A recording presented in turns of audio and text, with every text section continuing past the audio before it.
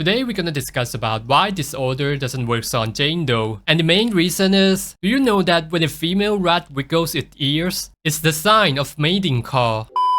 Hello proxies, my name is Realsuke. So Jane Doe is not only good for disorder, she is an embodiment of disorder because all of her kids are made to complement the disorder. Like she needs an anomaly teammate for team buff, and not a lot of content creator stress this enough that one of her passive ability is to extend the anomaly for 5 seconds, extending a 10 seconds debuff into a 15-second debuff, making the setup of disorder extremely forgiving, and that makes her the most perfect candidate for a disorder team. For those of you who are new to the game, basically if you attack the enemy with the elemental attacks, you will be accumulating the anomaly effects. And when there are two different kinds of anomaly being applied within 10 seconds, it would generate something called disorder, which gives you extra damage. And none of her disorder kits are being used to the full potential in this patch, because we only have 2 anomaly characters. Piper actually works decently well with Jane Doe, but it shares the same attribute, which is physical, so disorder takes no role with Piper. And the other anomaly characters is Grace. Grace simply took too much on-field time from Jane Doe for her to be effective, because Jane Doe is a unique DPS character that rely herself being on-field to utilize her kit to be effective. But I'm not saying that Jane Doe Grace team wouldn't slap. They slap super hard. Imagine 2 mommies slapping at you. But I'm saying that they are not synergistic. The Jane and Grace team is only strong is because both of them are strong characters. But when compete with the meta team like the Chingy, Lucy, Nicole, and Rena, Grace doesn't perform as well. A lot of content creator has tested this out, and I personally doesn't own Grace, and I don't think I could setting up the disorder better than them. So as you can see from this test result, the Grace team took 51 seconds in the shield defense, while Lucy team only used 43 seconds. And on this graph is the Inferno mode in the Hollow Zero mode. You can see that the damage that Grace team does just doesn't perform as well as the Chingy Seth team. I also personally take a look at his run, and the run seems to be very legitimate and use Jane Doe as the main source of DPS,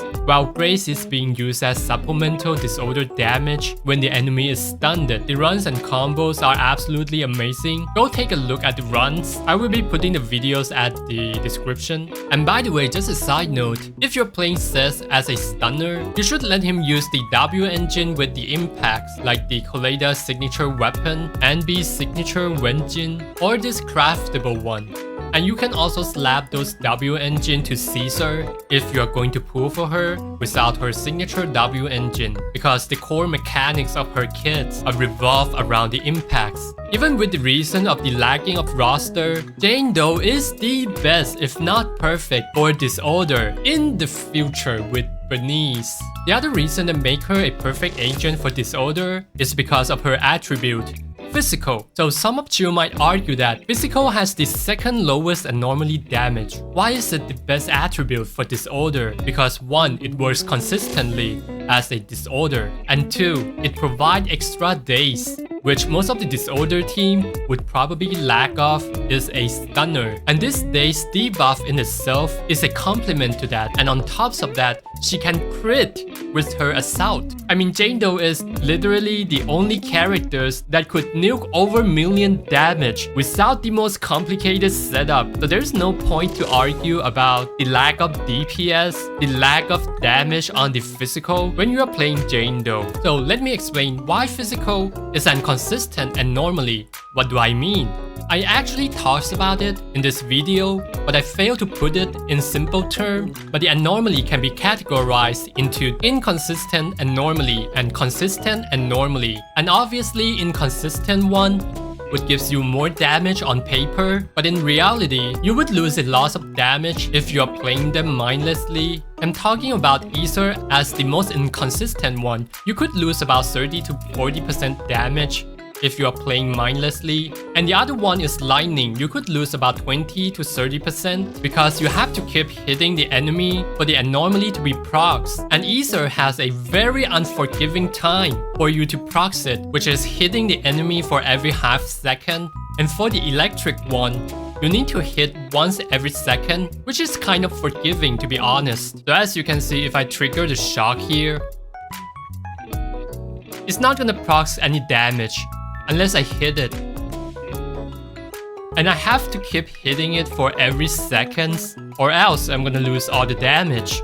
And for ether, it's even more unforgiving. You have to hit it every half second, and that could make you lose a lot of damage. And even if you execute it perfectly and trigger the disorder on the last second, you will still lose 14% damage after the 4-second mark when you trigger the disorder. And the consistent attribute would be fire, which you literally lost 0% damage over time, whether you trigger the disorder at the first second or the last second. And for physical, you lose 1% damage for every second solely on the disorder damage. So we are talking about 4% damage lost in overall damage if you trigger it at the last second. And for the ice, you lose even less. So in an ideal scenario, of course I'm here predicting the future with my Doctor Strange third eye. The ideal situation would be having an inconsistent anomaly paired with an consistent anomaly. Even though fire anomaly is considered as consistent anomaly, it actually dish out the most damage than physical and ice.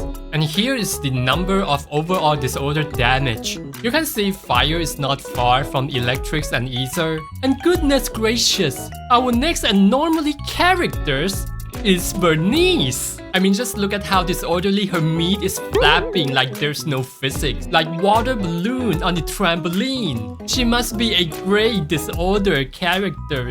It wouldn't be a surprise for me if the Fire Rat King team is the best team in the game for a long time, and it's gonna be super easy to play, as you can imagine, because the setup of disorder is gonna be really forgiving.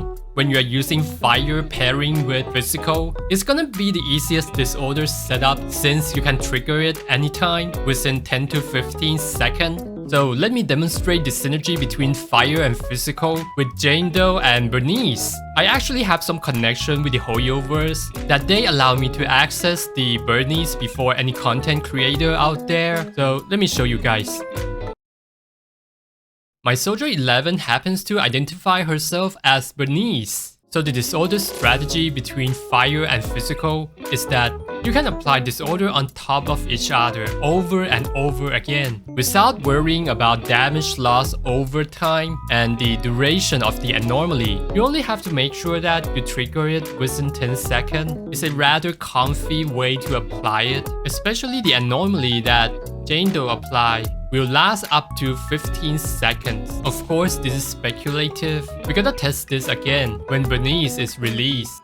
Yeah, that once failed because disorder also has 3-second cooldown. So the other side note of Jane Doe is that her anomaly actually lasts 15 seconds. So what is the damage loss over time? So in physical anomaly, you would lose 10% damage for disorder if you trigger it at the last second, which is the 10th second. And for Jane Doe, if you trigger the disorder at the 15-second mark, you would lose 15% disorder damage. But remember, most of her DPS are coming from critting the assault, so realistically, she only lost less than 2% overall damage in practice. So I hope this video helped you understand more about Jane in disorder setting. Please drop a like and sub and tell me in the comment what you think and who you gonna pull next. My name is Realsuke and see you next time.